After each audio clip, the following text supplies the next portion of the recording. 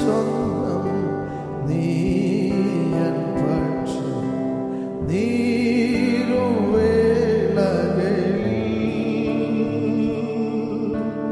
ആഴിയിൻ ആഴങ്ങളിൽ ആനന്ദം നീ എനിക്ക്.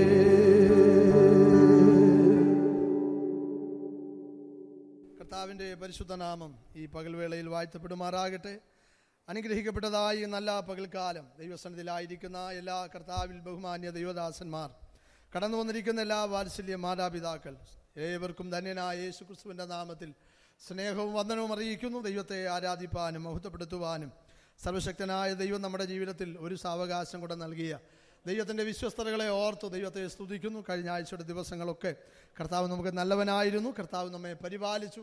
സഭാ കൂടിവരവുകളിലൊക്കെ ദൈവത്തിൻ്റെ സാന്നിധ്യവും കൃപയും കർത്താവ് പകർന്ന് നമ്മെ അനുഗ്രഹിച്ചതോർത്ത് ദൈവത്തെ സ്തുതിക്കുന്നു. ചൊവ്വ, ബുധൻ, വ്യാഴം, വെള്ളി ഈ ദിവസങ്ങളിൽ നടന്നതായ കൂട്ടായ്മകളെ ഓർത്ത് പ്രാർത്ഥിക്കുകയും അതിലൊക്കെ കടന്നു വന്ന് സംബന്ധിപ്പാൻ അവസരം കണ്ടെത്തുകയും ചെയ്ത എല്ലാ ദൈവമക്കളെ ഓർത്ത് ദൈവത്തെ സ്തുതിക്കുന്നു. അപ്പോൾ തന്നെ സഭയുടെ ആത്മീയ ഭൗതിക അനുഗ്രഹത്തിനും വിടുതലിനുമായി നിശ്ചയിക്കപ്പെട്ട ദിവസങ്ങളിൽ ഉപവസിപ്പാൻ അവസരങ്ങൾ കണ്ടെത്തിയ ദൈവമക്കളെ ഓർത്ത് ദൈവത്തെ സ്തുതിക്കുന്നു. രാവിലെയും വൈകിട്ടുമുള്ളതായ മധ്യസ്ഥ പ്രാർത്ഥനയിൽ ആത്മാർത്ഥതയോടെ പങ്കുചേരുന്നവരെയും ദൈവം ധാരാളമായി അനുഗ്രഹിക്കട്ടെ. ശാരീരിക ക്ഷീണങ്ങളും പ്രയാസങ്ങളൊക്കെ നമ്മുടെ പല പ്രിയപ്പെട്ടവർക്കും പല നിലകളിൽ അവരുടെ ജീവിതത്തിൽ ഭാരമായി നിൽക്കുമ്പോഴും നമ്മുടെ പരസ്പരമുള്ള പ്രാർത്ഥനയാണ് ആ പ്രിയപ്പെട്ടവർക്ക് ആശ്വാസമായി തീരുന്നത് എന്നുള്ളത് ഒരു പ്രാവശ്യം കൂടെ ഓർക്കുവാൻ ദൈവം നമ്മെ സഹായിക്കുന്നല്ലോ. നമ്മുടെ മാതാപിതാക്കളെയൊക്കെ ദൈവം ഇത്രത്തോളം ബലപ്പെടുത്തിയല്ലോ. ക്ഷീണങ്ങളും ഭാരങ്ങളും ഒക്കെ ഉണ്ടെങ്കിലും ആരാധനയിൽ അത് വകവെക്കാതെ കടന്നു വരുവാൻ പ്രിയപ്പെട്ടവർക്ക് കൊടുക്കുന്ന നല്ല മനസ്സിനെ ഓർത്ത് ദൈവത്തെ സ്തുതിക്കുന്നു. ക്ഷീണങ്ങളും ഭാരങ്ങളൊക്കെ ഉണ്ടെങ്കിലും കർത്താവിൻ്റെ ദാസന്മാരും നമ്മുടെ മധ്യേ ആയിരിക്കുന്നതിൽ വളരെ സന്തോഷമുണ്ട്. കർത്താവിൻ്റെ നാമത്തിൽ ആ പ്രിയപ്പെട്ടവരെ ഓർത്തും ദൈവത്തെ സ്തുതിക്കുന്നു. വളരെ പ്രാർത്ഥനയോടെ ദൈവസന്നിധിയിലായിരിക്കാം. ഇന്നലെ പകൽക്കാലം നെടുമ്പുറം കേന്ദ്രമാക്കി ഗോസ്പൽ ടീമിൻ്റെ പ്രവർത്തനം നടക്കുവാനിടയായി അനേക ഭവനങ്ങൾ കയറിയിറങ്ങി സുവിശേഷം അറിയിക്കുവാനും ട്രാക്റ്റുകൾ നൽകുവാനുമൊക്കെ കർത്താവ് ഇന്നലെ പകൽക്കാലം സഹായിച്ചു. അതിനെ ഓർത്ത് പ്രാർത്ഥിച്ച എല്ലാ ദൈവമക്കളോടുള്ള പ്രത്യേക നന്ദി അറിയിക്കുന്നു. ഒരു പ്രാവശ്യം കൂടെ വളരെ പ്രാർത്ഥനയോടെ ദൈവസന്നിധിയിലായിരിക്കാം. വായിച്ച സങ്കീർത്തന ഭാഗത്തേക്ക് നമ്മുടെ ശ്രദ്ധ വേഗത്തിൽ കൊണ്ടുവരാം. 37-ാം സങ്കീർത്തനത്തിൻ്റെ ആരംഭത്തിലെ 20 വാക്യങ്ങളാണല്ലോ ഇന്ന് പകൽ വായിപ്പാനിടയായി തീർന്നത്. വളരെ മനോഹരമായിരിക്കുന്ന സങ്കീർത്തന ഭാഗത്തെ ഓർത്ത് ദൈവത്തെ സ്തുതിക്കുന്നു. ഹല്ലേലൂയ. എന്ത് ചെയ്യണം, എന്ത് ചെയ്യരുത് എന്നുള്ളതിനെക്കുറിച്ചുള്ളതായ വിവരണങ്ങളാണ് ഈ സങ്കീർത്തനത്തിൻ്റെ ആരംഭ ഭാഗങ്ങളിൽ കാണുവാനായി കഴിയുന്നത്. എന്ത് ചെയ്യരുത്? ദുഷ്പ്രവർത്തിക്കാരുടെ നിമിത്തം നീ മുഷിയരുത്, അസൂയപ്പെടരുത്. പിന്നെ എന്ത് ചെയ്യണം? അതിൻ്റെ അടുത്ത ഭാഗങ്ങളിൽ നമുക്ക് കാണുവാനായി കഴിയും. ദൈവത്തിന് സ്തോത്രം. സമയത്തിൻ്റെ പരിധി എൻ്റെ മുമ്പിലുള്ളത് കൊണ്ട് ദൈവം എന്നെ ഏൽപ്പിച്ചതായ ചിന്തയ്ക്ക് ആധാരമായി അതിൻ്റെ 37-ാം സങ്കീർത്തനം അതിൻ്റെ 7-ാമത്തെ വാക്യം നമ്മുടെ ചിന്തയ്ക്കായി വായിക്കാം. 37-ാം സങ്കീർത്തനം അതിൻ്റെ 7-ാമത്തെ വാക്യം.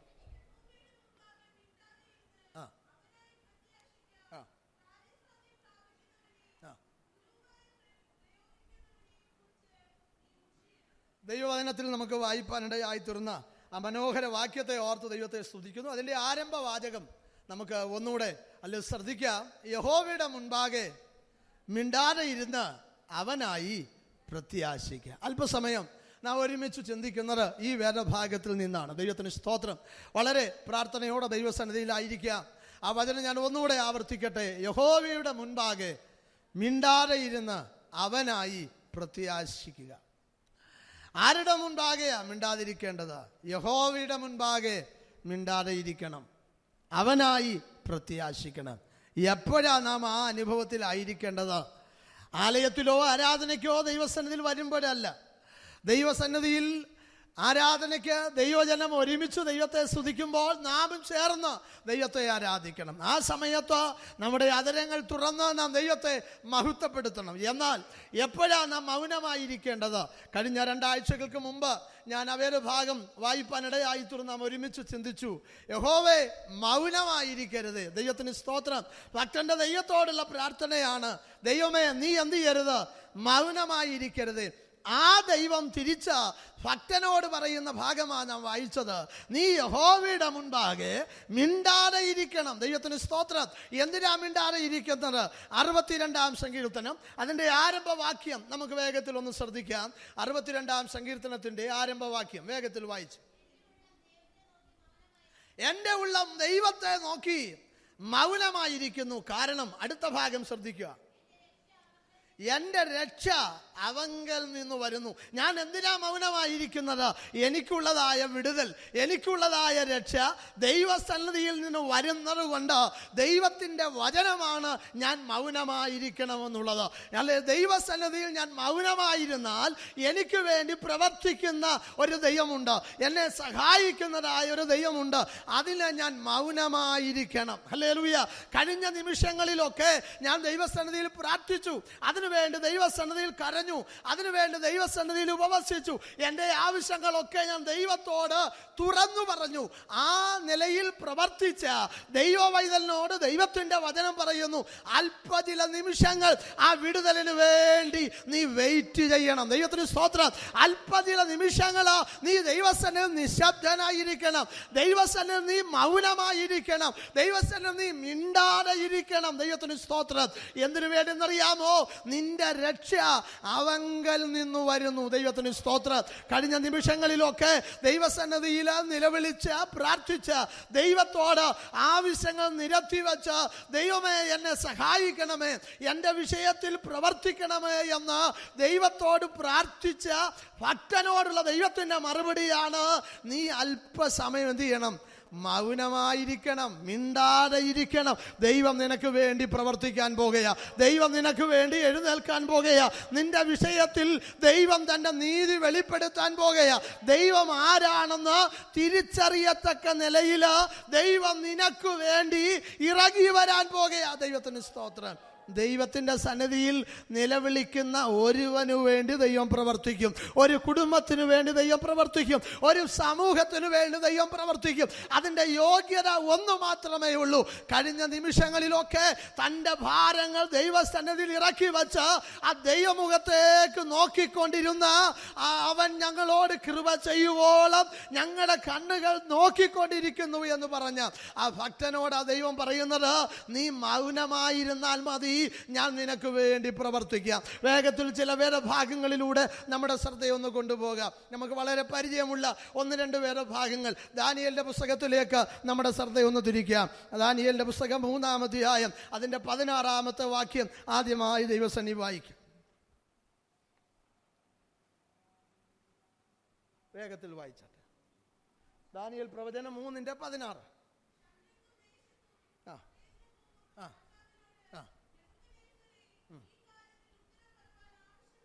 ഈ കാര്യത്തിൽ ഉത്തരം പറയാൻ ആവശ്യമില്ല. ഞങ്ങൾ സേവിക്കുന്ന ദൈവത്തിന് ഞങ്ങളെ വിടുവിപ്പാൻ കഴിയും. അവൻ ഞങ്ങളെ എരിയുന്ന തീച്ചൂളയിൽ നിന്നും രാജാവിൻ്റെ കയ്യിൽ നിന്നും വിടുവിക്കും. അല്ലെങ്കിലും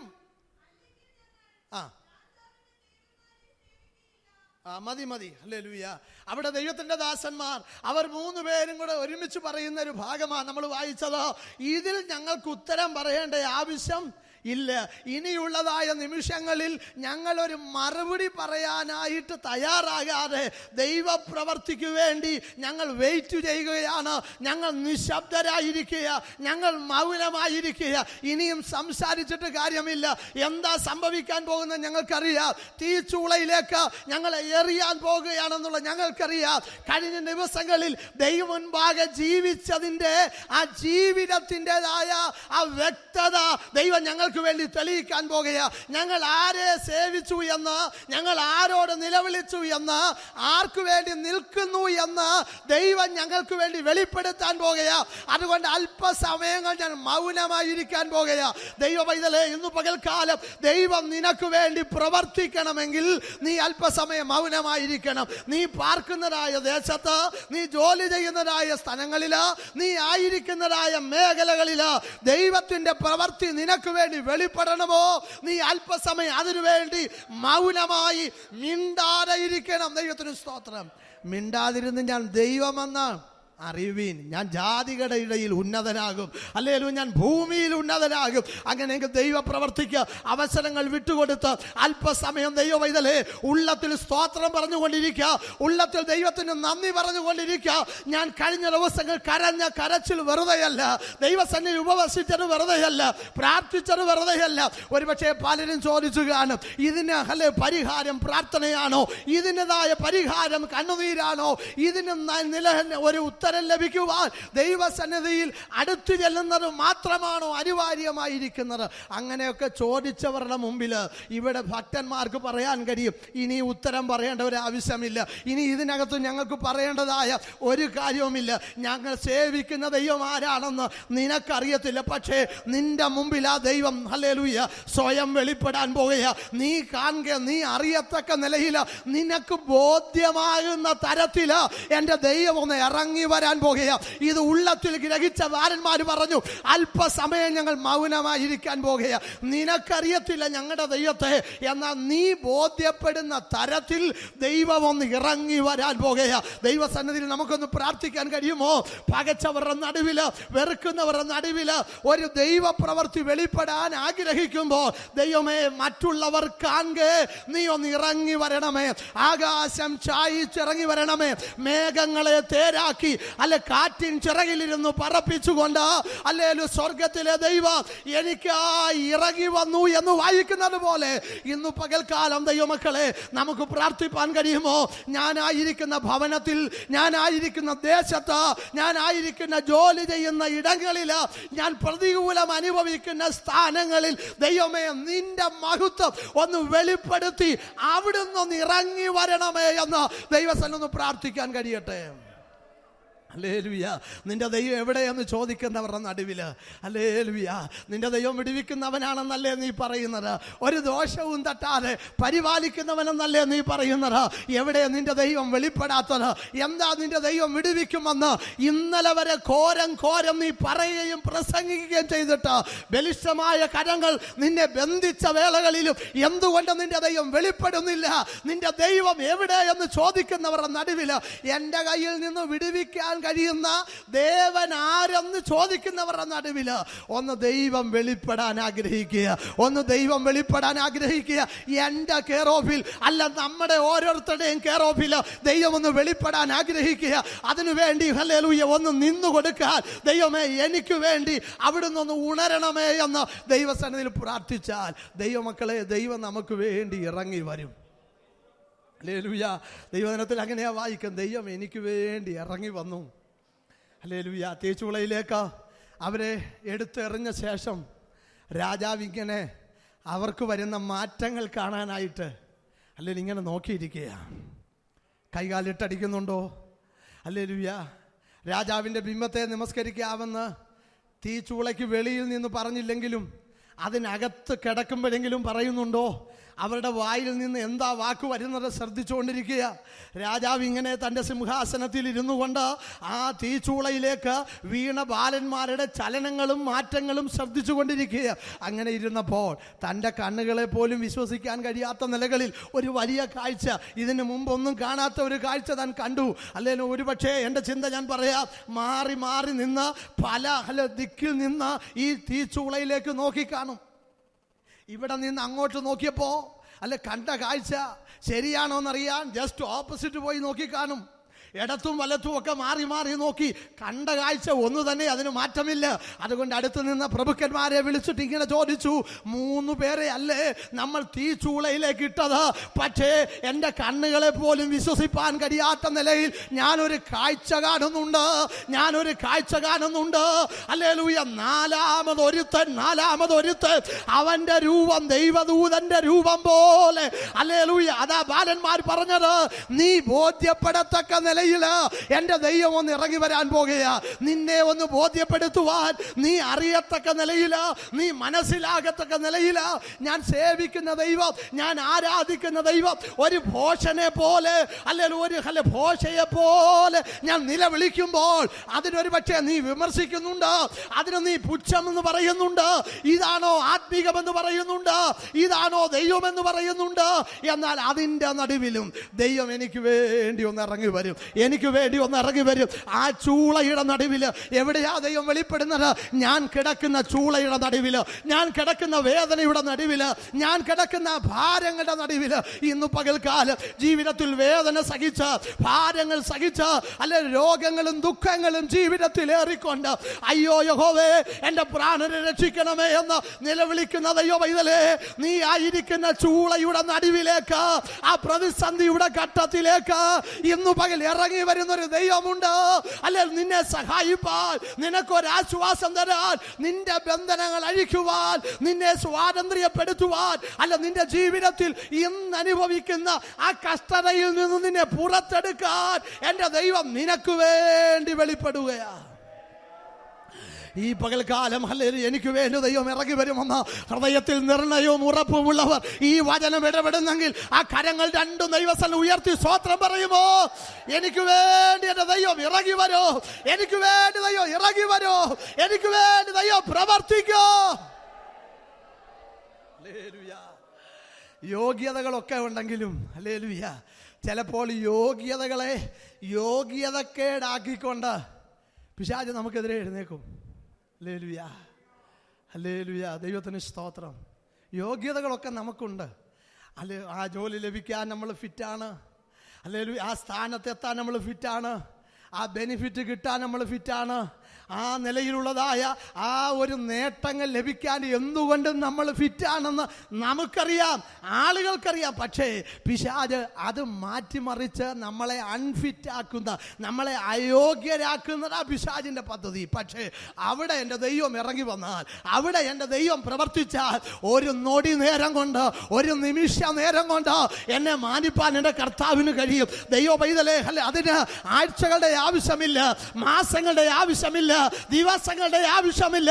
നീ വിശ്വസിച്ച് ആമേൻ പറയുന്ന ഈ സെക്കൻഡിൽ തന്നെ നിനക്ക് വേണ്ടി ചലിക്കുന്ന കരുത്തനായ ഒരുവന്റെ കരുത്തുറ്റ കരം ഇന്നു പകൽ ഈ ആരാധനയിൽ വ്യാപരിക്കുമ്പോ അതെനിക്ക് വേണ്ടി ഇന്നു പകൽ ചലിക്കുമെന്ന്, എനിക്ക് വിരോധമായി കോട്ടക്കൊത്തലങ്ങൾ ഉയർത്തിയിരിക്കുന്ന ആ ഇടങ്ങളിൽ അത് ചലിക്കുമെന്ന് അത് ഹൃദയത്തിൽ വിശ്വസിക്കുന്നെങ്കിൽ ഈ പകൽ ആ ദൂതിന് ആമേൻ പറ.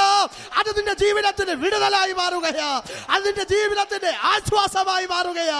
എന്റെ കർത്താവ് അത്ഭുതകരമയുമാ. യേശുവിന്റെ നാമത്തിൽ അയോഗ്യതയുടെ പേര് പറഞ്ഞ്, അയോഗ്യതയുടെ പേര് പറഞ്ഞ്, അല്ലെ യോഗ്യതയുടെ സ്ഥാനത്തു നിന്ന് ഭ്രഷ്ടരാക്കുവാൻ ശ്രമിക്കുന്ന എല്ലാ പോരുകളെയും യേശുവിന്റെ അധികാരമുള്ള നാമത്തിൽ ഞങ്ങൾ ഒരുമിച്ച് ആത്മാവിൽ ശാസിക്കുകയാ. Glory glory glory glory glory. ദൈവകരം ചലിക്കുകയാ, ദൈവകരം ചലിക്കുകയാ. അല്ല നമ്മുടെ യേശു ജീവിക്കുന്നു, നമ്മുടെ യേശു ജീവിക്കുന്നു. അവൻ തന്റെ ഭക്തന്മാർക്ക് വേണ്ടി പ്രവർത്തിക്കുന്നു, അവൻ തന്റെ ജനത്തിനു വേണ്ടി പ്രവർത്തിക്കുന്നു. ആമേൻ ആമേൻ ആമേൻ ആമേൻ ആമേൻ.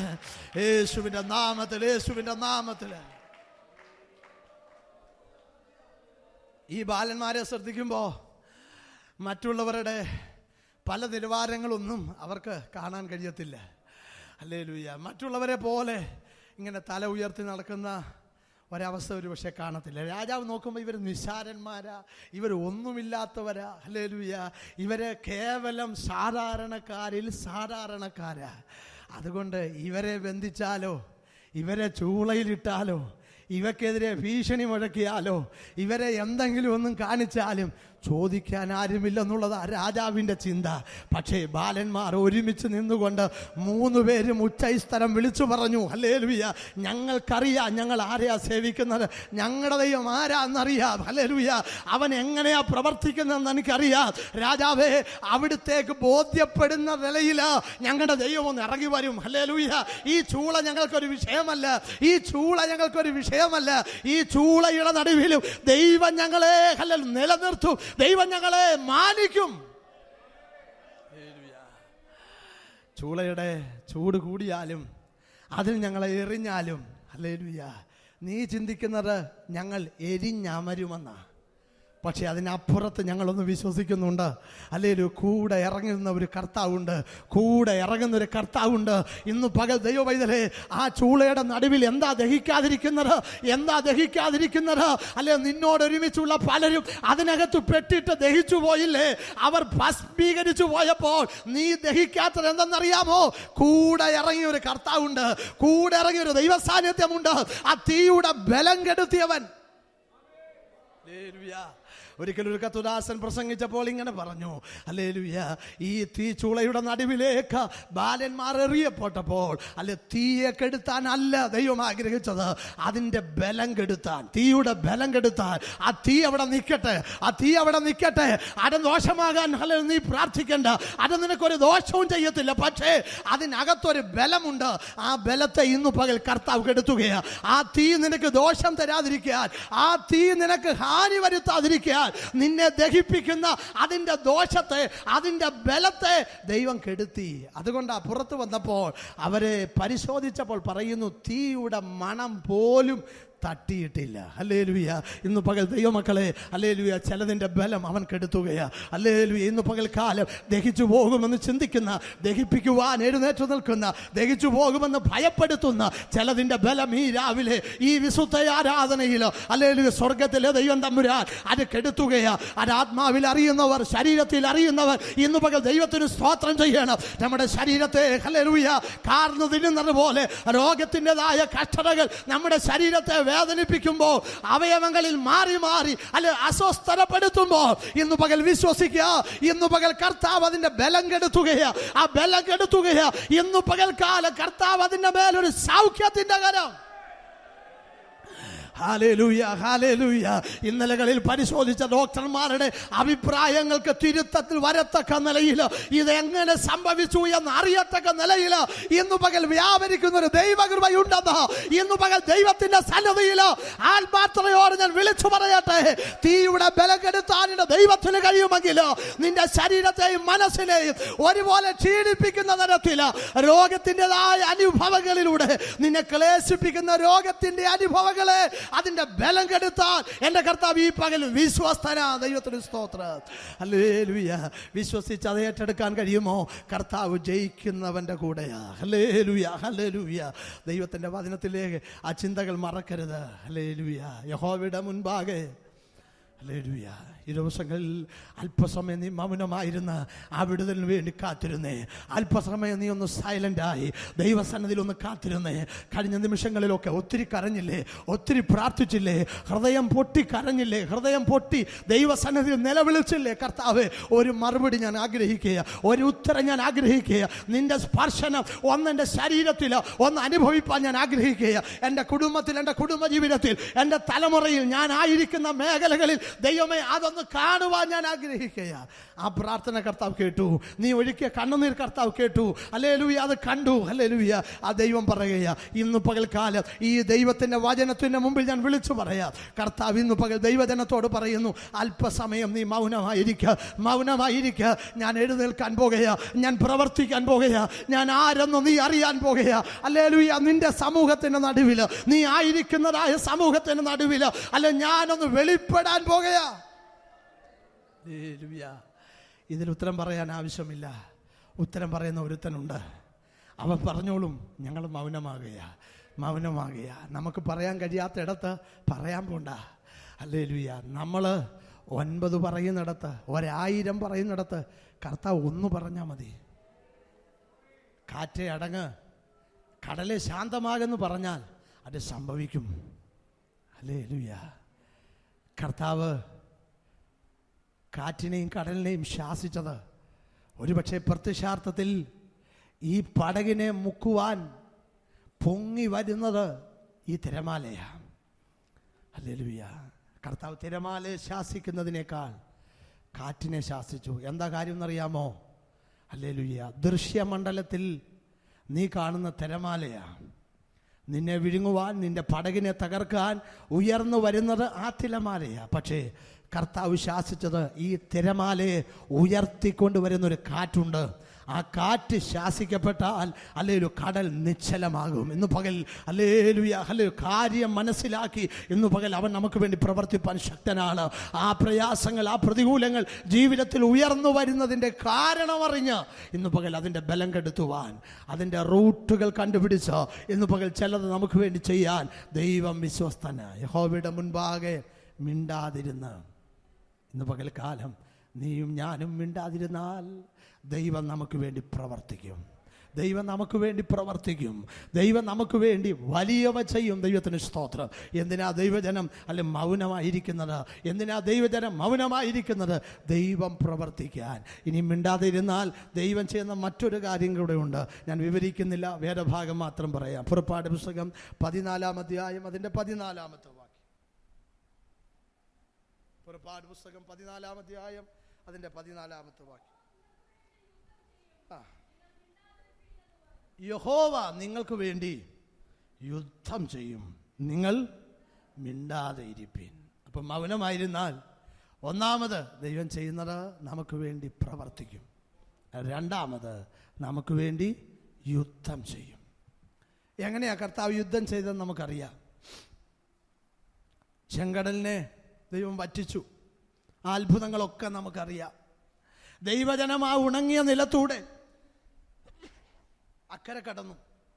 അവരുടെ പിന്നാലെ അവരുടെ ശത്രുക്കൾ അവരുടെ പുറകെ കടന്നു വരികയാണ്.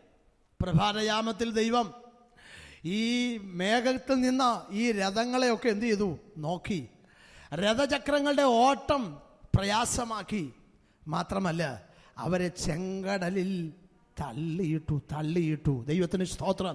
600,000 വരുന്ന ആ വലിയൊരു സൈന്യത്തെ, ആ ഒരു വലിയൊരു കൂട്ടത്തെ ദൈവം തള്ളിയിട്ടു. ദൈവത്തിന് സ്തോത്രം. യഹോവ നിങ്ങൾക്ക് വേണ്ടി യുദ്ധം ചെയ്യും. ദൈവത്തിന് സ്തോത്രം. ദൈവവൈതലേ, ഈ പടയിൽ പൊരുതുവാൻ നിനക്ക് ആവശ്യമില്ല. ദൈവം നിനക്ക് വേണ്ടി യുദ്ധം ചെയ്യും. ദൈവം നിനക്ക് വേണ്ടി പ്രവർത്തിക്കും. നിൻ്റെതായ കയ്യോ നിൻ്റെതായ ഹല്ലേലൂയ ജീവിതത്തിലുള്ളതായ യാതൊരു ശേഷിയും അതിനുവേണ്ടി വിനിയോഗിക്കേണ്ട. കഴിഞ്ഞ ഏറിയ വർഷം നിന്റെ ജീവിതത്തിന്റെ അനുഭവങ്ങളെ കൈപ്പാക്കിയ ആ ശത്രുവിന്റെ മുമ്പിൽ ദൈവം നിനക്കൊരു ജയം തരുമ്പോൾ നിനക്ക് വേണ്ടി ശത്രുവിനോട് ദൈവം യുദ്ധം ചെയ്യും. അവിടെയും നീ മൗനമായിരിക്കണം. ഹല്ലേലൂയ. ഇന്നലകളിൽ കഴിഞ്ഞ 400-ലധികം വർഷം അവർ കരഞ്ഞു നിലവിളിച്ചു കൊണ്ടിരിക്കുക. മൗനമായിരിക്കാൻ സമയമില്ല. അവർ നിലവിളിച്ചു കൊണ്ടിരിക്കുക. അതുകൊണ്ട് ആ പുറപ്പാട് പുസ്തകം 3-ാം അധ്യായത്തിലൊക്കെ നാം കാണുന്നത്, എൻ്റെ ജനത്തിൻ്റെ നിലവിളി ഞാൻ കേട്ടു. നിലവിളിച്ചുകൊണ്ടിരിക്കുക. അവരുടെ കഷ്ടത ഞാൻ കണ്ടു. ഞാൻ അവരെ വിടുവിപ്പാൻ ഞാൻ ഇറങ്ങി വന്നിരിക്കുന്നു എന്ന് പറഞ്ഞ ദൈവം കഷ്ടത കണ്ട് നിലവിളി കേട്ട് അല്ലെങ്കിൽ ഒരു നിമിഷം പോലും മൗനമായിരിക്കാൻ കഴിയാതെ ഊഴിയ വിചാരകന്മാരാൽ നിമിത്തമുള്ളതായ വേദനകളും അവരുടേതായ ദണ്ഡനങ്ങളും അനുഭവിച്ചുകൊണ്ട് മൗനമായിരിക്കാൻ കഴിഞ്ഞില്ല. വളരെ നിലവിളിച്ചു കൊണ്ടിരിക്കുക. എന്നാൽ ദൈവത്തിൻ്റെ വചനത്തിലൂടെ മോശ പറയുക, നിങ്ങൾ മൗനമായിരിപ്പീൻ, നിങ്ങൾ മിണ്ടാതെ ഇരിപ്പീൻ, യഹോവ നിങ്ങൾക്ക് വേണ്ടി യുദ്ധം ചെയ്യും. ദൈവത്തിന് സ്തോത്രം. അവരല്പം പിറുപിറുത്തു. അല്പം അവരെ വാക്കുകൾ ഒരുപക്ഷെ കഠിനമായി പോയി. അല്ലെ, ഫറവോനും കൂട്ടരും കടന്നു വരുന്ന കണ്ടപ്പോൾ മിസ്രൈമിൽ ശവക്കുഴി ഇല്ലാഞ്ഞിട്ടാണോ ഞങ്ങളെ ഇവിടെ കൊണ്ടുവന്നതെന്നൊക്കെ പറഞ്ഞ് നിലവിളിക്കാൻ തുടങ്ങി. ആ നിലവിളിയുടെ മുമ്പിൽ മോശ പറയുക, നിങ്ങൾ മിണ്ടാതിരിക്കണം, യഹോവ നിങ്ങൾക്ക് വേണ്ടി യുദ്ധം ചെയ്യും. അല്ലേലു, നീ യുദ്ധം ചെയ്യണ്ട, നീ വാള് കയ്യിലെടുക്കണ്ട, നീ അതിനു വേണ്ടി ഒരമ്പയ്യണ്ട. ഹല്ലേലൂയ. ദൈവം നിനക്ക് വേണ്ടി പ്രവർത്തിക്കും. ദൈവത്തിൻ്റെ വചനത്തിൽ നാം ഇങ്ങനെയാണ് വായിക്കുന്നത്. പിറ്റേ ദിവസം ഇസ്രായേൽ മക്കൾ ഒരു കാഴ്ച കണ്ടു. എന്താ കണ്ടതെന്നറിയാമോ? ഇസ്രായേലിനെതിരായി എഴുന്നേറ്റ മിസ്രൈമ്യർ കടൽക്കര ചത്തടിഞ്ഞു കിടക്കുന്ന കാഴ്ച അവരെന്ത് ചെയ്തു? കണ്ടു. ആ വേദഭാഗം കൂടെ ഒന്ന് ശ്രദ്ധിച്ചാട്ടെ. അല്ലെ, 14-ാമത്തെ അധ്യായത്തിൽ നിന്ന് ആ വേദഭാഗം കൂടെ നമുക്ക് വായിക്കാം. അതിൻ്റെ 30-ാമത്തെ വാക്യം. ഇങ്ങനെ യഹോവ ആ ദിവസം രക്ഷിച്ചു. ഹല്ലേലൂയ. ഇസ്രായേൽ മക്കൾ കണ്ടു. എന്ത് കണ്ടു? മിസ്രൈമ്യർ കടൽക്കരയിൽ ചത്തടിഞ്ഞു കിടക്കുന്നത് നിന്റെ കണ്ണുകൊണ്ട് തന്നെ നീ നോക്കി. ദുഷ്ടന്മാർക്ക് വരുന്ന പ്രതിഫലം കാണും. യഹോവ നിനക്ക് വേണ്ടി യുദ്ധം ചെയ്തു. ഹല്ലേലൂയ. ഞാൻ പിടിക്കും, ഞാൻ പിന്തുടരും, ഞാൻ കൊള്ള പങ്കിടും, എൻ്റെ ആശ അവരാൽ പൂർത്തീകരിക്കുമെന്ന് പറഞ്ഞ് പിന്നാലെ കടന്നു വന്ന് വളരെ ആക്രോശങ്ങളോടുകൂടെ കടന്നു വന്ന് ആ ശത്രുവിൻ്റെ മേൽ ദൈവം യുദ്ധം ചെയ്ത് ഒരു ജയം നൽകിയത് അവർ കടൽക്കരെ ചത്തടിഞ്ഞു കിടക്കുമ്പോഴും ജയത്തിൻ്റെ പാട്ടുപാടി മിരിയാം എന്ന പ്രവാചകയോടുകൂടെ ചേർന്ന് ആരാധിക്കുന്ന ദൈവജനം കണ്ടത് ശത്രുവിൻ്റെ മേൽ ന്യായം വിധിച്ചൊരു ദൈവത്തെയാ, ശത്രുവിനോട് യുദ്ധം ചെയ്തൊരു ദൈവത്തെയാ. അവർ പൊരുതിയില്ലെങ്കിലും ദൈവം അവർക്ക് വേണ്ടി പൊരുതി. ഇന്ന് പകൽക്കാലം ദൈവമക്കളെ, എന്നോടും മിണ്ടാതിരിപ്പാൻ ദൈവം ആവശ്യപ്പെടുന്നതിൻ്റെ കാരണം നിനക്ക് വേണ്ടി യുദ്ധം ചെയ്യാൻ ദൈവം എഴുന്നേൽക്കുകയാണ്. നാം യുദ്ധം ചെയ്യേണ്ട, യുദ്ധം ചെയ്യുന്നവരോട്, എന്നോട് വാദിക്കുന്നവരോട് വാദിക്കണമേ, എന്നോട് പൊരുതുന്നവരോട് പൊരുതണമേ എന്ന് സങ്കീർത്തനക്കാരൻ പറയുമ്പോൾ ദൈവത്തിൻ്റെ വചനം പറയുന്നു, അവൻ നമ്മളെ അഭ്യസിപ്പിക്കുന്ന ദൈവമാണ്. 144 സങ്കീർത്തനത്തിൽ ദാവീദ് ഇങ്ങനെ പറയുന്നു, എൻ്റെ പാറയായ യഹോവ വാഴ്ത്തപ്പെട്ടവൻ, അവൻ യുദ്ധത്തിന് എൻ്റെ കൈകളെയും പോരിന് എൻ്റെ വിരലുകളെയും. അങ്ങനെ ദൈവം തമ്പുരാൻ അഭ്യസിപ്പിച്ച ദൈവവൈദ്യനോട് പറയുക, നീ ഇപ്പം മിണ്ടാതിരുന്നാൽ മതി, നീ യുദ്ധം ചെയ്യണ്ട, നിന്നെ ഞാൻ അഭ്യസിപ്പിച്ചിട്ടുണ്ട്, യുദ്ധം ചെയ്യേണ്ടത് എങ്ങനെയെന്നറിയാം. പക്ഷെ നീ ഇപ്പോൾ ആ അനുഭവങ്ങളൊന്നും പുറത്തെടുക്കണ്ട, നീ മൗനമായിരുന്നാൽ മതി, ഞാൻ നിനക്ക് വേണ്ടി യുദ്ധം ചെയ്യും. പ്രിയ സഹോദരങ്ങളെ, ഇന്ന് പകൽക്കാലം നാം ആയിരിക്കുന്ന മേഖലകളിൽ നമ്മുടെ വാക്കുകൊണ്ടോ നമ്മുടെ പ്രവൃത്തി കൊണ്ടോ നമ്മുടെ കഴിവ് കൊണ്ടോ എന്ത് പറഞ്ഞാലും എന്ത് പ്രവർത്തിച്ചാലും ഏതെല്ലാം നിലയിൽ പരിശ്രമിച്ചാലും ഒരു വിടുതൽ ലഭിക്കയില്ല എന്ന് തോന്നുമ്പോൾ ദൈവസന്നിധിയിൽ വിഷയങ്ങളെ സമർപ്പിച്ച് ദൈവം പറയുന്നത് പോലെ മൗനമായിരുന്നാൽ ദൈവം നമുക്ക് വേണ്ടി അത്ഭുതങ്ങൾ ചെയ്യും, ദൈവം നമുക്ക് വേണ്ടി അതിശയം പ്രവർത്തിക്കും. അവിടെ ദൈവത്തിൻ്റെ നീതി വെളിപ്പെടുത്തി യഹോവ അവർക്ക് വേണ്ടി യുദ്ധം ചെയ്തു. ദൈവത്തിന് സ്തോത്രം. നമ്മൾ വായിച്ച കുറിവാക്യത്തിലേക്ക് വീണ്ടും മടങ്ങി വരട്ടെ. യഹോവയുടെ മുൻപാകെ മിണ്ടാതെ ഇരുന്ന് അവനായി പ്രത്യാശിക്കുക. അടുത്ത ഭാഗം മിണ്ടാതെ ഇരിക്കുക മാത്രമല്ല, അവന് വേണ്ടി പ്രത്യാശിക്കണം, വെയിറ്റ് ചെയ്യണം, കാത്തിരിക്കണം. എന്തിനാ മൗനമായി കാത്തിരിക്കുന്നത്? എനിക്കറിയാം, ഒരു വിടുതൽ തരാമെന്ന് ദൈവം പറഞ്ഞിട്ടുണ്ട്. ഹല്ലേലൂയ. അതിൻ്റെ ചരിത്ര ഭാഗത്തിലേക്ക് വന്ന് വേഗത്തിൽ എൻ്റെ വാക്കുകളെ അവസാനിപ്പിക്കാം. യോശുവയുടെ പുസ്തകം 6-ാം അധ്യായം അതിൻ്റെ 13 മുതലുള്ളതായ വേദഭാഗം വേഗത്തിൽ വായിച്ച്. യോശുവയുടെ പുസ്തകം 6-ാം അധ്യായം അതിൻ്റെ 13 മുതൽ 16 വരെയുള്ള വാക്യം, അതിനുശേഷം 20-ാമത്തെ വാക്യം.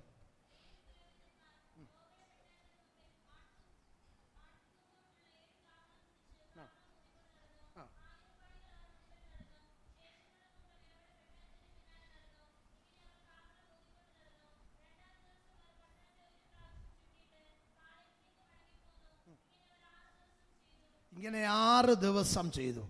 അവരോട് ദൈവത്തിൻ്റെ ദാസൻ പറഞ്ഞ ഒരു ആലോചനയുണ്ട്. നിങ്ങൾ ആർപ്പിടാൻ പറയുന്നത് വരെ നിങ്ങൾ എന്ത് ചെയ്യരുത്? ആർപ്പിടരുത്. എന്ന് പറഞ്ഞാൽ എന്ത് ചെയ്യണം? മൗനമായിരിക്കണം. നോക്കണമേ, ആയുധപാണികളുണ്ട്, പെട്ടകം മുമ്പിൽ പോകുന്നുണ്ട്, കാഹളമൂതുന്ന പുരോഹിതന്മാർ കാഹളം കയ്യിൽ പിടിച്ചുകൊണ്ട് പോകുന്നുണ്ട്.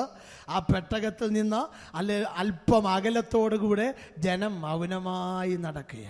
ഈ മൗനമായി നടക്കുന്ന ജനത്തോട് നമുക്ക് ചോദിക്കാം, എന്തിനാ നിങ്ങളിങ്ങനെ ഈ പെട്ടകവുമായിട്ട്, ഈ വലിയ സന്നാഹവുമായി ഈ പട്ടണം എന്തിനാ നിങ്ങളിങ്ങനെ ചുറ്റുന്നതെന്ന് ചോദിച്ചാൽ അവർക്ക് പറയാൻ കഴിയും, ഞങ്ങൾ ഈ മൗനമായി ചുറ്റുന്നതിന് ഒരു രഹസ്യമുണ്ട്. എന്താ രഹസ്യം? ദൈവം ഞങ്ങളോട് പറഞ്ഞിട്ടുണ്ട്, ഒരു വിടുതൽ വരുന്ന ചില ദിവസങ്ങൾ കഴിയുമ്പോൾ എന്തു ചെയ്യും? അല്ലത് വെളിപ്പെടും. ദൈവത്തിന് സ്തോത്രം. നാട്ടിലും ദേശത്തുമൊക്കെ അതൊരു പക്ഷേ പാട്ടായി കാണും. ഈ വലിയ പട്ടണം ഇത് നശിപ്പിക്കാൻ, ഈ മതിൽ തകർക്കാൻ ഒരു കൂട്ടം ആളുകൾ ഒരു പ്രത്യേക പരിപാടികൾ ആസൂത്രണം ചെയ്യുന്നു. ചിന്തകന്മാരുടെ അഭിപ്രായത്തിൽ ഒരു വലിയ വിസ്തൃതിയുള്ള ഈ പട്ടണത്തിൻ്റെ മതിലിൻ്റെ മുകൾ ഭാഗം 6 കുതിരകളെ കെട്ടിയ രഥങ്ങൾക്ക് ഒരേ സമയത്ത് വളരെ സ്പീഡിൽ ഓടിച്ചു പോകാൻ പര്യാപ്തമായിട്ടുള്ള വിസ്തൃതി അതിൻ്റെ മുകൾ ഭാഗത്തുണ്ട്. മാത്രമല്ല, വീടുകൾ പോലും വെക്കത്തക്കതായ നിലകളിൽ അതിൻ്റെ മുകൾ ഭാഗം വിശാലമാണെന്നുള്ളത് ഹല്ലേലൂയ ചരിത്രം നമ്മെ പഠിപ്പിക്കുന്നു. മാത്രമല്ല, ഒരു മനുഷ്യന് ആ മതിലിനകത്തൂടെ അവൻ്റെ ഉള്ളിൽ പ്രവേശിക്കുവാൻ, ഒരു മനുഷ്യന് കടന്നു പോകുവാൻ മതിയായ വിസ്താരത്തിലുള്ള ഒരു തുരങ്കമുണ്ടാക്കണമെങ്കിൽ ഇന്നത്തെ ആധുനിക ഉപകരണങ്ങൾ ഉപയോഗിച്ച് ഒരാഴ്ച കഠിനാധ്വാനം ചെയ്താലേ അതിൻ്റെ നിലയിലൊരു പ്രവർത്തനം ചെയ്യാൻ കഴിയുകയുള്ളൂ. അങ്ങനെ ഈടുറ്റതായി ഉറപ്പോടുകൂടി പണിതിരിക്കുന്ന പട്ടണം താഴെയിടാൻ, ഈ മതിൽ പൊളിക്കാൻ, അല്ലെങ്കിൽ ഇതിൻ്റെ മേലൊരു ജയം പ്രാപിക്കുവാൻ ഇവരോട് ദൈവം പറഞ്ഞു കൊടുത്തത് മൗനമായി 6 ദിവസം ചുറ്റണം. 7ാമത്തെ ദിവസം ആദ്യത്തെ 6 പ്രാവശ്യവും നിങ്ങൾ എന്ത് ചെയ്യണം? മൗനമായിരിക്കണം. ദൈവത്തിന് സ്തോത്രം, ഹല്ലേലൂയ. അങ്ങനെയെങ്കിൽ ഇന്ന് പകൽക്കാലം ദൈവമക്കളോട് ഞാൻ ഓർപ്പിക്കട്ടെ, ഈ വേദഭാഗം വായിച്ചപ്പോൾ എൻ്റെ മനസ്സിൽ വന്നൊരു ചിന്ത, 1-ാം ദിവസം ചുറ്റാൻ തുടങ്ങിയപ്പോഴേ അതിൻ്റെ അടിസ്ഥാനങ്ങൾക്ക് ഇളക്കം സംഭവിച്ചു. ദൈവത്തിന് സ്തോത്രം. 7ാമത്തെ ദിവസം 7ാമത്തെ പ്രാവശ്യമാണ് ആർപ്പിട്ടപ്പോൾ മതിൽ വീണതെങ്കിലും ആദ്യ ദിവസം മുതലേ വിശ്വാസത്തോടെ നീ ചുറ്റാൻ ആരംഭിച്ച ആരംഭത്തിലെ റൗണ്ട് മുതൽ അതിൻ്റെ അടിസ്ഥാനങ്ങൾക്ക് ചലനങ്ങൾ സംഭവിച്ചിരിക്കുക, അതിന് കുലുക്കം സംഭവിച്ചിരിക്കുക, അതിനൊരു വലിയ പ്രവൃത്തി ദൈവം അവിടെ അയക്കുകയാണ്. എന്തിനാ മൗനമായിരിക്കുന്നത്? യഹോവയുടെ മുൻപാകെ മിണ്ടാതെ ഇരുന്ന് അവന് വേണ്ടി പ്രത്യാശിക്കുന്നത് എന്തിനെന്നറിയാമോ? ദൈവം ഒരു അത്ഭുതം ചെയ്യുന്നത് കാണാൻ. ഇന്നലെ വരെ ഇങ്ങനെ ഒരു കാര്യം ചെയ്ത് ഒരു മതിലും വീണിട്ടില്ല, ഒരു മതിലും പരാജയപ്പെടുത്താൻ ആർക്കും കഴിഞ്ഞിട്ടില്ല. എന്നാൽ ദൈവജനം ഒരത്ഭുതം കാണാൻ മിണ്ടാതെ ദൈവസന്നിധിയിൽ കാത്തിരിക്കുകയാണ്. യഹോവയുടെ മുൻപാകെ മിണ്ടാതിരുന്ന് അവന് വേണ്ടി കാത്തിരിക്കുക. എന്തിനാ കാത്തിരിക്കുന്നത്?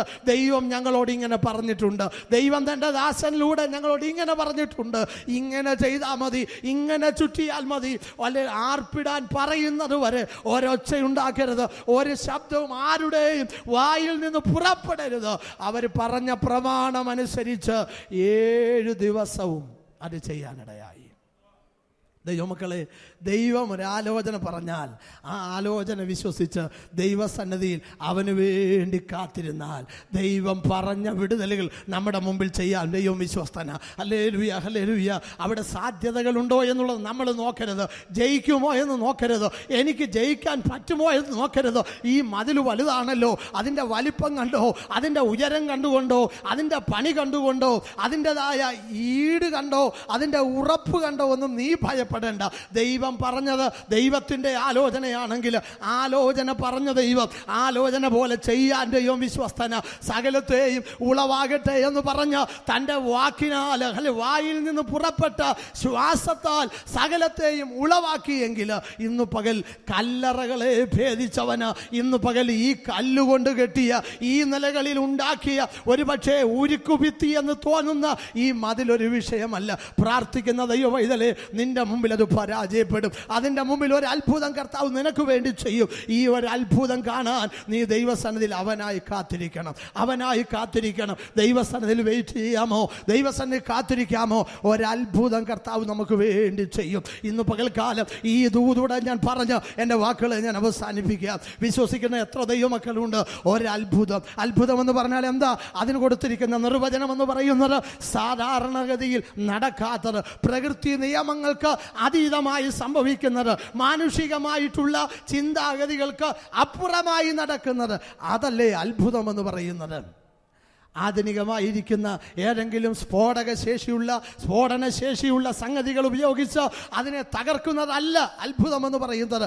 അത് ചെയ്യുമ്പോഴല്ല അത്ഭുതം നടക്കുന്നത്. ഹല്ലേലൂയ. നാം ഒന്നും ചെയ്യാതിരിക്കെ, നാം ഒന്നും പ്രവർത്തിക്കാതിരിക്കെ, ഹല്ലേലൂയ, അങ്ങനെ ഒരു കാര്യം നടന്നാൽ അതല്ലേ അത്ഭുതം. മോശ ഇസ്രയേലിൻ്റെ തനിക്കെതിരെ മത്സരിച്ച ആളുകളോട് പറയുമ്പോൾ ഒരു ഭാഗം ഇങ്ങനെ പറഞ്ഞു: ഒരപൂർവ കാര്യം സംഭവിച്ച് ഭൂമി വായി പിളർന്ന് ഇങ്ങനെ ഒരു കാര്യം നടന്നാൽ, ഒരപൂർവ കാര്യം, നടക്കാത്ത ഒരു കാര്യം, സംഭവിക്കാത്ത ഒരു കാര്യം, സംഭവിക്കാൻ സാധ്യതയില്ലാത്തൊരു കാര്യം, അതാ അത്ഭുതമെന്ന് പറയുന്നത്. അങ്ങനെയെങ്കിൽ ദൈവമക്കളെ, അവന് വേണ്ടി കാത്തിരുന്നാൽ, ഹല്ലേലൂയ, ദൈവം പറഞ്ഞ ആലോചന പ്രകാരം കാത്തിരുന്നാൽ ദൈവം നമുക്ക് വേണ്ടി ഒരു അത്ഭുതം പ്രവർത്തിക്കും. ഇന്ന് പകൽക്കാലം അതാര് വിശ്വസിക്കും? എനിക്ക് വേണ്ടി ഒരു അത്ഭുതം കർത്താവ് പ്രവർത്തിക്കും, എനിക്ക് വേണ്ടി ഒരു അതിശയം കർത്താവ് പ്രവർത്തിക്കും, എനിക്ക് വേണ്ടി ദൈവത്തിൻ്റെ നീതി ദൈവം വെളിപ്പെടുത്തും. ദൈവത്തിന് സ്തോത്രം. ഹല്ലേലൂയ. നമുക്ക് ഈ ദിവസങ്ങളിൽ അതിനു വേണ്ടി കാത്തിരിക്കാം. ഇസ്രായേൽ ജനത്തിൻ്റെ വാഗ്ദത്തം പ്രാപിക്കുന്നതിനോടുള്ള ബന്ധത്തിൽ ഒരത്ഭുതം കർത്താവ് അവർക്ക് വേണ്ടി ചെയ്തെങ്കിൽ നാമും ദൈവത്തിൻ്റെ ജനമാണ്, ദൈവത്തിൻ്റെ വാഗ്ദത്തം ലഭിച്ചവരാണ്, വാഗ്ദത്ത നാടിനെ നോക്കി നമ്മളും യാത്ര ചെയ്യുന്നവരാണ്. നമ്മുടെ ജീവിതത്തിലും പ്രാപിക്കേണ്ടത് പ്രാപിച്ചെടുക്കുന്നതിന് തടസ്സമായി നിൽക്കുന്ന വിഷയങ്ങളുടെ മേൽ ദൈവം ജയം തരാൻ ദൈവം ആഗ്രഹിക്കുക. ഒരത്ഭുതം എൻ്റെ ജീവിതത്തിൽ ആവർത്തിക്കുമെന്ന് ദൈവം എനിക്ക് വേണ്ടി ഒരത്ഭുതം ചെയ്യുമെന്ന് ഈ രാവിലെ നമുക്ക് വിശ്വസിക്കാം. നാം ആയിരിക്കുന്നതായ ഏതു മേഖലകളിലാണെങ്കിലും ഒരത്ഭുതം ചെയ്യാൻ കർത്താവ് വിശ്വസ്തന. ദൈവം പറയുന്നത് പോലെ അനുസരിച്ച് കീഴ്പ്പെട്ട് ദൈവപാലപീഠത്തിലിരുന്നാൽ, മൗനമായിരുന്ന് സ്തോത്രം പറഞ്ഞാൽ, ഒരുപക്ഷെ മറ്റുള്ളവർ പറയും ഇപ്പം സ്തോത്രം പറയേണ്ട സമയമാണോ, ഹല്ലേലൂയ ഇപ്പം പ്രവർത്തിക്കേണ്ട സമയമല്ലേ. കാര്യങ്ങൾ ആ നിലയിൽ അതിൻ്റെ ഗൗരവം മനസ്സിലാക്കിയാൽ പ്രാർത്ഥിച്ചിട്ട് എന്താ ഫലം, കരഞ്ഞിട്ട് എന്ത് ഫലം. പക്ഷേ ഇസ്രായേൽ ജനത്തിനറിയാം, ഇത് ഞങ്ങൾക്ക് തോന്നിയ ഒരു ഐഡിയ അല്ല, ഇത് ഞങ്ങൾക്ക് തോന്നിയ ആശയമല്ല, യോശുവയുടെയോ മോശയുടെയോ ഉള്ളത്തിൽ ഉരുത്തിരിഞ്ഞ ഒരാശയമല്ല, മരണത്തിന് മുമ്പ് മോശ പറഞ്ഞിട്ട് പോയതല്ല, യോശുവയുടെ മനസ്സിൽ ഇന്നലെ ഉദിച്ചൊരു ബുദ്ധിയല്ല. ഇത് ചെയ്യാൻ ദൈവം പറഞ്ഞ ആലോചനയാണ്, ഇത് ദൈവശബ്ദമാണ്, ഇത് ദൈവത്തിൻ്റെ ആലോചനയാണ്. അങ്ങനെയെങ്കിൽ അത് ചെയ്താൽ ദൈവം ഞങ്ങൾക്ക് വേണ്ടി പ്രവർത്തിക്കും. 20-ാമത്തെ വാക്യം കൂടെ വായിച്ച്, 20-ാം വാക്യം.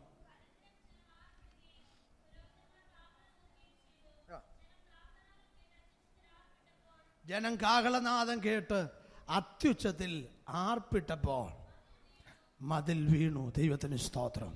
ദൈവമക്കളെ, ലോക ചരിത്രത്തിൽ ഇന്നും മനുഷ്യന് കണ്ടുപിടിക്കാൻ കഴിയാത്തതായ ഒരു സംഭവമായി അത് നിലകൊള്ളുകയാണ്. ഇന്നിൻ്റെ അനുഭവങ്ങൾ ജീവിക്കുന്നവർക്ക് മതിൽ വീഴുക എന്ന് പറയുന്നതോ മതിൽ താഴുക എന്ന് പറയുന്നതോ ഇന്നത്തെ കാലഘട്ടങ്ങളിൽ അത് മനസ്സിലാക്കാനായിട്ട് അല്ലെങ്കിൽ എളുപ്പമുള്ളൊരു സംഗതിയാണ്. ആരും ഒന്നും ചെയ്യാതെ അല്ലെങ്കിൽ മതിൽ താണുപോയ അനുഭവങ്ങളൊക്കെ നമുക്കവിടെ കാണാനായിട്ട് കഴിയുന്നു. എന്നാൽ പുരാതന കാലയളവിൽ ഇസ്രായേൽ ജനത്തിനു വേണ്ടി ദൈവം അത്ഭുതം പ്രവർത്തിച്ചത് അവരുടെ ഈ നിലയിലുള്ളൊരു പ്രവൃത്തിയുടെ മുമ്പിലാണെങ്കിൽ ദൈവമക്കളെ, ഹല്ലേലൂയ, വിരോധമായി നിൽക്കുന്ന, നമുക്കെതിരായി ഉയർന്നു നിൽക്കുന്ന ഏതു മേഖലകളെ കണ്ടും നാം മനസ്സ് ഭാരപ്പെടുമ്പോൾ ദൈവസന്നിധിയിൽ വിഷയങ്ങൾ വെച്ച് ദൈവത്തോട് പ്രാർത്ഥിച്ച് ദൈവം പറയുന്ന ആലോചനയ്ക്കനുസരിച്ച് മുന്നോട്ട് പോയാൽ നമ്മുടെ ജീവിതത്തിൽ അത്ഭുതം ചെയ്യാൻ ദൈവം വിശ്വസ്തന. ഞാൻ എൻ്റെ വാക്കുകളെ ഇവിടെ അവസാനിപ്പിക്കുക. യഹോവയുടെ മുൻപാകെ മിണ്ടാതിരുന്ന് അവനായി പ്രത്യാശിക്കുക. ഈ ദിവസങ്ങളിൽ നമുക്ക് ദൈവസന്നിധിയിൽ അല്പചില നിമിഷങ്ങൾ ദൈവശബ്ദം കേട്ട് മിണ്ടാതിരിക്കുവാൻ, അവന് വേണ്ടി കാത്തിരിക്കാൻ നമുക്ക് ദൈവസന്നിധിയിൽ ഒരുങ്ങാം. നിശ്ചയമായും ദൈവം എനിക്ക് വേണ്ടി പ്രവർത്തിക്കും. ഞാൻ പ്രാർത്ഥിക്കുന്ന വിഷയത്തിൽ ദൈവം എനിക്ക് വേണ്ടി പ്രവർത്തിക്കും. ഞാൻ കരയുന്ന വിഷയത്തിൽ ദൈവം എനിക്ക് വേണ്ടി പ്രവർത്തിക്കും. ഈ ദിവസങ്ങളിൽ ഞാൻ അഭിമുഖീകരിക്കുന്ന ഭാരമേറിയ വിഷയത്തിൻ്റെ നടുവിൽ കർത്താവ് ഒരു അത്ഭുതം എനിക്ക് വേണ്ടി ചെയ്യും. വിശ്വാസത്തോടെ നമുക്ക് ഒരുമിച്ച് പ്രാർത്ഥിക്കുക. എല്ലാവരും ഒരു നിമിഷം ദൈവസന്നിധിയിൽ പ്രാർത്ഥിച്ചാട്ടെ. യേശുവേ, കർത്താവേ, ഞങ്ങളങ്ങേ സ്തുതിക്കുന്നു. ഈ രാവിലെ സമയം അവിടുത്തെ പാലപീഠത്തിലായിരിക്കാൻ അവിടുന്ന് ഞങ്ങളെ സഹായിച്ച വലിയ കൃപയ്ക്കായി സ്തോത്രം. കഴിഞ്ഞ നിമിഷങ്ങളൊക്കെ ഞങ്ങളെ പരിപാലിച്ചു. അവിടുത്തെ തൃക്കരങ്ങളിൽ ഞങ്ങളെ സൂക്ഷിച്ചു. അവിടുത്തെ കരങ്ങളിൽ ഞങ്ങളെ പരിപാലിച്ചു. എല്ലാറ്റിനായി നന്ദി പറയുന്നു. ഈ രാവിലെ ആരാധനയ്ക്കായി അവിടുത്തെ സന്നിധിയിൽ അടുത്ത് വന്ന നിമിഷം മുതൽ അങ്ങേ ആരാധിപ്പാനുള്ള ബലവും ശക്തിയും കൃപയും തന്ന് ഞങ്ങളെ മാനിച്ചതുകൊണ്ട് സ്തോത്രം. കേൾപ്പിച്ച നല്ല വചനത്തിനായി സ്തോത്രം. കർത്താവെ, അവിടുത്തെ സന്നിധിയിൽ മൗനമായിരിക്കുവാൻ, അവിടുത്തെ സന്നിധിയിൽ അവിടുത്തെ ഹല്ലേലൂയ പ്രവർത്തിക്കായി കാത്തിരിക്കുവാൻ ഞങ്ങളെ സഹായിക്കണമേ. മാനുഷികമായ നിലയിൽ പ്രവർത്തിച്ച് ഞങ്ങൾ കുഴയുമ്പോൾ, കർത്താവെ ഹല്ലേലൂയ പറഞ്ഞ് ഞങ്ങൾ കുഴയുമ്പോൾ, ഞങ്ങളെക്കൊണ്ട് ഒന്നും ചെയ്യാൻ കഴിയാത്ത ജീവിതത്തിൻ്റെ സാഹചര്യങ്ങൾ വരുമ്പോൾ, പകച്ചു നിൽക്കുന്നതായ വേളകളിൽ ഞങ്ങൾക്ക് വേണ്ടി ഇറങ്ങി വന്ന് പ്രവർത്തിക്കുന്ന അങ്ങയുടെ പ്രവൃത്തിക്കായി സ്തോത്രം. ഈ പകൽക്കാലം ഈ വചനം ആരുടെ എല്ലാം ഹൃദയങ്ങളിൽ ഇടപെട്ടുവോ, ഏതൊരു വിഷയത്തിൻ്റെ മുമ്പിൽ അവരുടെ ഹൃദയങ്ങൾ ഭാരപ്പെടുന്നുവോ, ഇതിൻ്റെ മുമ്പിൽ ഒരു മറുപടി ഇന്ന് പകൽ കൽപ്പിക്കണമേ. താവേ, അവിടുത്തെ ജനം അങ്ങയുടെ മുഖത്തേക്ക് നോക്കി മൗനമായിരിക്കുമ്പോൾ അവിടുന്ന് ഞങ്ങൾക്ക് വേണ്ടി പ്രവർത്തിക്കണമേ. അവിടുന്ന് ഞങ്ങൾക്ക് വേണ്ടി യുദ്ധം ചെയ്യണമേ. അവിടുത്തെ ശബ്ദത്തിന് വേണ്ടി കാത്തിരിക്കുമ്പോൾ അവിടുന്ന് ഒരു അത്ഭുതം ഞങ്ങൾക്ക് വേണ്ടി ചെയ്യണമേ. ഇത്ര കരങ്ങൾ ഞങ്ങളെ ഒരുമിച്ച് താഴ്ത്തുന്നു. ഇതുവരെ ഞങ്ങളെ സഹായിച്ച ദൈവമേ, തുടർന്നുള്ള നിമിഷങ്ങളിലും അവിടുത്തെ സന്നിധിയിലായിരിക്കുന്നത് അനുഗ്രഹമായിരിക്കാൻ സഹായിക്കും. മഹത്വമെല്ലാം അവിടുന്ന് എടുക്കണമേ. യേശുവിൻ്റെ നാമത്തിൽ അപേക്ഷിക്കുന്നു, ദയവുണ്ടായി കേൾക്കണമേ. നമ്മുടെ കരവും ശബ്ദം ഉയർത്തി ഒരു പ്രാവശ്യം കൂടെ ദൈവത്തിന് മഹത്വം അർപ്പിക്കാം. Hallelujah, hallelujah, hallelujah. ചതഞ്ഞോടിക്കാത്തവൻ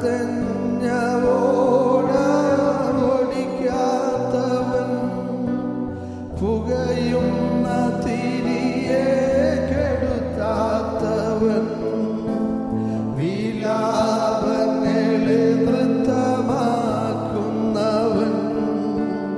വീടുതലിൻ ദൈവം എൻ്റെ യേശു.